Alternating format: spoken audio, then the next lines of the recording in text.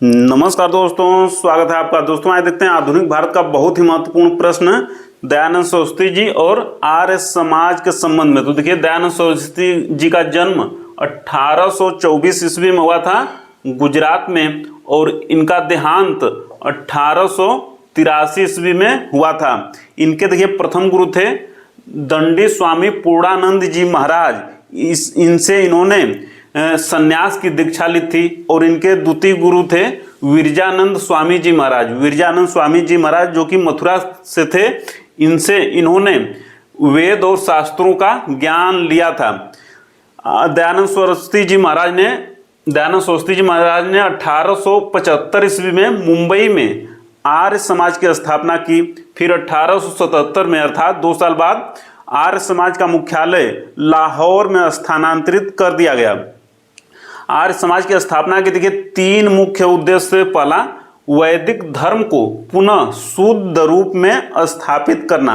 आर्य समाज का दूसरा उद्देश्य था भारत को सामाजिक, धार्मिक, राजनीतिक रूप से एक सूत्र में बांधना, क्योंकि उस समय भारत बिखरा हुआ था रजवाड़ों और ब्रिटिश सरकार में अलग अलग रूप में। तीसरा उद्देश्य आर्य समाज का था भारतीय सभ्यता एवं संस्कृति पर पड़ने वाले पाश्चात्य प्रभाव को रोकना। तो ये 3 मुख्य उद्देश्य आर्य समाज के। किंतु आर्य समाज के 10 सिद्धांत थे। इन 3 उद्देश्यों की प्राप्ति के लिए आर्य समाज के 10 सिद्धांत थे। पहला सिद्धांत कि ईश्वर निराकार है, अनंत है एवं सर्वशक्तिमान है।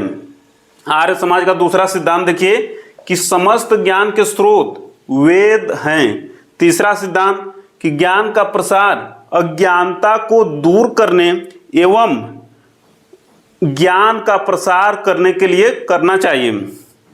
चौथा सिद्धांत कि प्रत्येक व्यक्ति को सत्य को ग्रहण करना चाहिए एवं असत्य का त्याग कर देना चाहिए। आर्य समाज का देखिए 5वां सिद्धांत यह था कि सबसे बड़ा कर्म परोपकार है।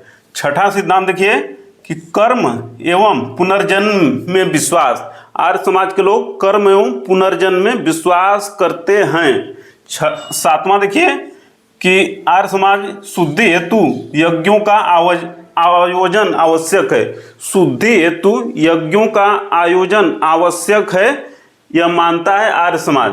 8वां सिद्धांत देखिए कि स्वयं की उन्नति के साथ ही दूसरों की उन्नति का भी प्रयास करना चाहिए था 8वां सिद्धांत। 9वां सिद्धांत देखिए कि आर्य समाज ने बाल विवाह एवं बहु विवाह का विरोध किया। 10वां कि हिंदी एवं संस्कृत भाषा के प्रसार का प्रयास। हिंदी एवं संस्कृत भाषा के प्रसार का प्रयास। तो ये मुख्यतः 10 सिद्धांत थे आर्य समाज के और 3 उद्देश्य थे आर्य समाज के। साथ ही देखिए आर्य समाज के अन्य भी महत्वपूर्ण विचार थे, जैसे कि राजनीति के क्षेत्र में दयानंद सरस्वती जी का यह मानना था कि बुरे से बुरा स्वदेशी राज्य भी अच्छे से अच्छा विदेशी राज्य से अच्छा है। ये राजनीति के संबंध में इनका विचार था दयानंद सरस्वती जी का। आर्थिक क्षेत्र में इनका विचार था कि स्वदेशी उद्योगों का विकास किया जाए, ये आर्थिक क्षेत्र में इनका विचार था। देखिए इन्होंने गौरक्षणी सभा की स्थापना की। गौरक्षणी सभा की स्थापना आर्य समाज ने किस लिए की? तो गायों के संरक्षण के लिए। आर्य समाज ने हिंदू धर्म को छोड़कर जो दूसरे धर्म को अपना लिए थे, मुख्यतः इस्लाम को अपना लिए थे, उनको पुनः हिंदू धर्म में वापस लाने के लिए शुद्धि आंदोलन चलाया। किसने? दयानंद सरस्वती जी ने और आर्य समाज ने। नेक्स्ट देखिए कि आर्य समाज का मानना था कि जाति का निर्धारण जन्म से नहीं होना चाहिए, बल्कि जाति का निर्धारण कर्म से होना चाहिए। साथ ही देखिए अगला नेक्स्ट की महिला अधिकारों और महिला शिक्षा को प्रमुखता दी। किसने? आर्य समाज ने। देखिए आर्य समाज कालांतर में, बाद में आर्य समाज 2 गुटों में बट गया। पहला गुट बना इनका जो परंपरागत भारतीय शिक्षा के समर्थक थे। परंपरागत भारतीय शिक्षा के समर्थक थे, वो पहला गुट बना। इसमें थे स्वामी श्रद्धानंद जी महाराज, लेखराम मुंशीराम, और इन्होंने मुख्यतः स्वामी श्रद्धानंद जी ने गुरुकुल की स्थापना की। कहाँ पे? हरिद्वार में 1902 ईस्वी में।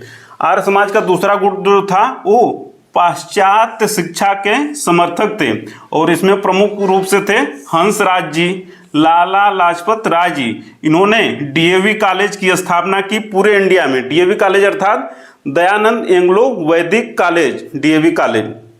तो ये देखिए आईएएस मेंस और यूपी में पीसीएस मेंस के लिए बहुत ही महत्वपूर्ण प्रश्न था दयानंद सरस्वती जी या आर्य समाज के संदर्भ में। तो इतनी तथ्य याद रहेंगे तो प्रश्न कहीं से भी आएगा, आसानी से आंसर लिखा जा सकता है।